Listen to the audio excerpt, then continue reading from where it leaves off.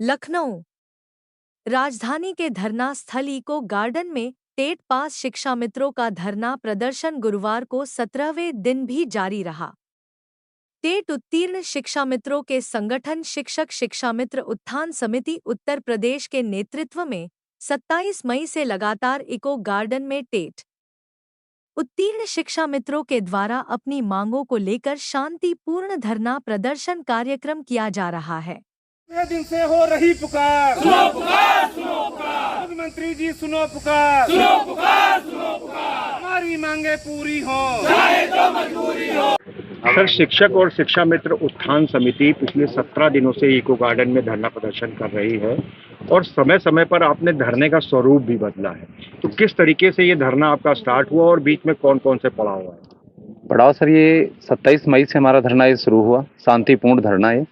और मैं आपको बता रहा हूँ कि इस समय जो प्रदेश में 1,46,000 शिक्षा मित्र हैं जो प्राथमिक में कार्यरत हैं, जो 1 से 5 तक विद्यालय होते हैं, उनमें से 50,000 टेट सीटेट उत्तीर्ण हैं शिक्षा मित्र हैं जो पूरी क्वालिटी रखते हैं, जो भी एनसीटी के मानक पूरा करते हैं, वो कि जो अध्यापक बनने की पूरी योग्यता होती है वो मानक हम लोग पूरा करते हैं। ये उन्हीं का धरना है। इसमें हमारी प्रमुख मांगे ये थी कि जैसे हम लोग जितने भी क्वालिटी रख रहे हैं, कि 25 साल से हम लोग पढ़ाते हुए हो गया है, हम लोगों का अनुभव है, और हमारे जैसे लोगों को माननीय मुख्यमंत्री जी की जन्मभूमि उत्तराखंड में परमानेंट कर दिया गया। यहाँ पर हम लोगों को मात्र 333 रुपया प्रतिदिन के हिसाब से अभी भी 10,000 रुपया मिलता है। और जहाँ पर हमारे माननीय प्रधानमंत्री जी ने मजदूरों के भी मानक तय कर दिए कि मजदूरों का हमारे शोषण ना हो, और उनकी भी मजदूरी उन्होंने 3 कैटेगरी में उनको बांटा, एक सकुशल, एक अर्धकुशल, एक अत्यधिक कुशल। तो उनकी भी मजदूरी 26,910 रुपये है। अब समस्या ये आती कि एक मजदूर की मजदूरी तो आपने तय कर दी, और हमारे लोगों की जो हम गुरु हैं और 25 सालों से अपना पूरा हमने जीवन दे दिया बेसिक विभाग को, आज हमको एक मजदूर से भी बदतर मजदूरी दी जा रही है। वो भी 11 माह का मिलता है, 10,000 रुपया मिलता है। इन सब बातों को लेकर के हम लोगों 27 मई से बैठे हैं यहाँ पर, और हमने कई बार को अधिकारियों से मिला हूँ, मतलब धरने से पहले मिला हूँ, शिक्षा मंत्री जी से मिला हूँ, माननीय मुख्यमंत्री जी से जनता दर्शन में मिला हूँ।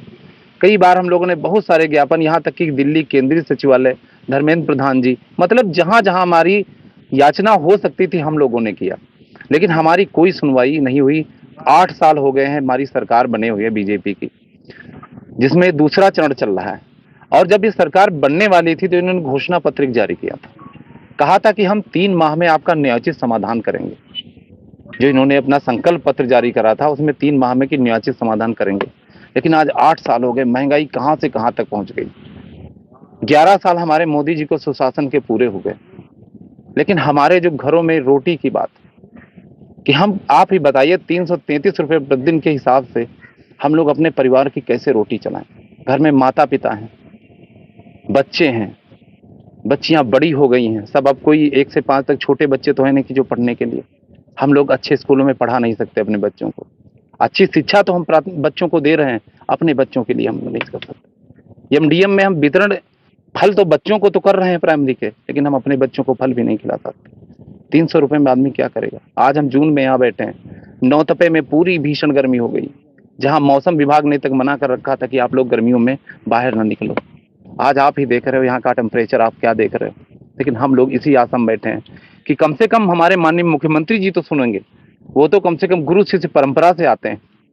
अगर वो गुरु की समस्या नहीं समाधान कर पाएंगे, या आप भी किसी गुरु के ही तो चेले हैं, आप आज मुख्यमंत्री हैं।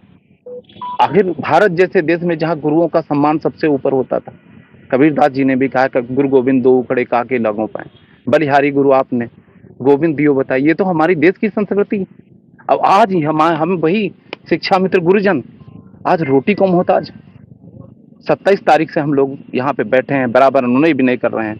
2 तारीख को हमने 2 जून की रोटी की मांग की। 5 तारीख को हम लोगों ने माननीय मुख्यमंत्री जी का जन्मदिवस मनाया। मुख्यमंत्री जी की, प्रधानमंत्री जी की एक योजना चलती है, एक पौधा अपनी माँ के नाम। हमने पूरे प्रदेश से जितने हमारे साथी यहाँ थे, हम लोगों ने इको गार्डन में सारे नीम, पीपल, फूलों के पौधे लगाए।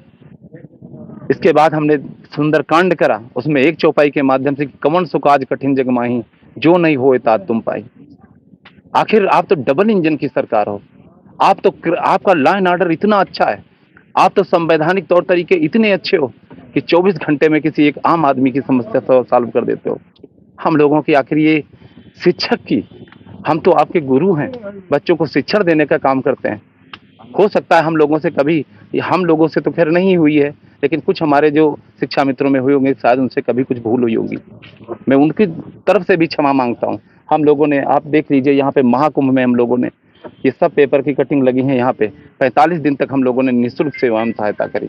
वहाँ पे कूड़ा उठाया, झाड़ू लगाई, पानी पिलाया, जितना हो सका हर संभव। हमारे माननीय मुख्यमंत्री जी ने सफाई कर्मियों के साथ बैठ तक भोजन किया। हमने कई बार मिलने का प्रयास करा, सारी जनता दर्शन में मिला भी, लेकिन हमें मिलने का समय नहीं दिया गया। आज उन्हीं के दर्शन के लिए हम लोग यहाँ पर तपस्या कर रहे हैं।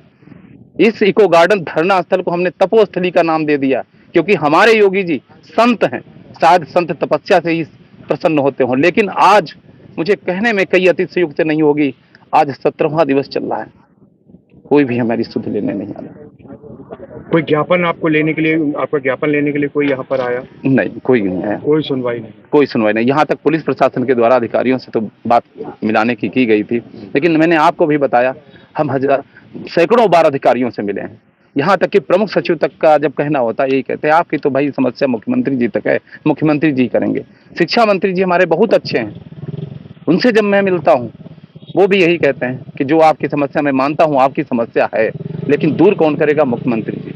तो मैं उनके दर्शन का अभिलाषी, उनका एक सेवक अपने साथियों के साथ बैठा हूँ, और इस संकल्प के साथ बैठा हूँ कि शायद वो संत हृदय हैं और जरूर वो सुनेंगे।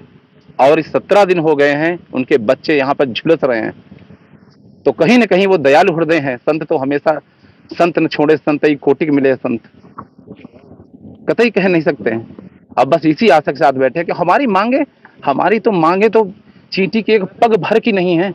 उनके लिए क्या है, आप ही की तो जन्मभूमि ने, आप ही की सरकार ने तो हमें परमानेंट किया है।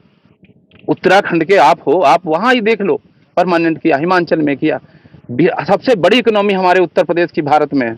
हम लोगों की लेकिन स्थिति मजदूर से भी बदतर, बिहार में कर दिया गया, मध्य प्रदेश में कर दिया गया, राजस्थान में कर दिया गया, उड़ीसा में कर दिया गया। उड़ीसा में संविदा ही खत्म कर दी गई। आखिर क्या है उत्तर प्रदेश में, आखिर कब होगा?